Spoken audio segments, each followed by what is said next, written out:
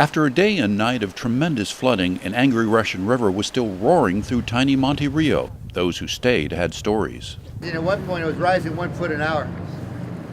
And I was trying to come along my friend's vehicle up as the creek was rising, and the creek was keeping up with me.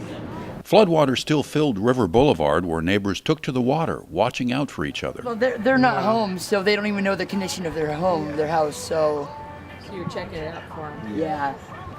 23 years had passed since a flood of this magnitude. The Highland Dell Lodge, a popular inn, largely submerged. Monte Rio Public Beach, part of the river, and anything left behind completely lost to the floodwaters. The popular and iconic Rio Theater rising above the flood, but still taking on water.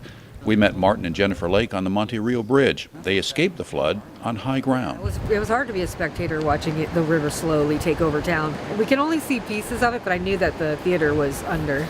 I mean, it's at least 5 times wider than it normally is, and the water's moving really quick, so it's pretty scary. It was really fast, and it just rose really high, higher than I've ever seen it covering these bridges. So, yes. Monte Rio Fire Chief Steve Baxman out on the water, ensuring his tiny community was safe.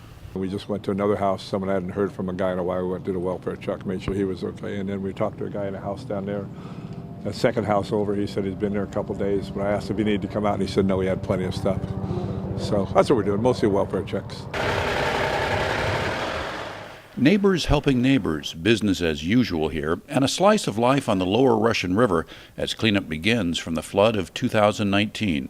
In Monte Rio, Carl Van Amberg for News of the North Bay.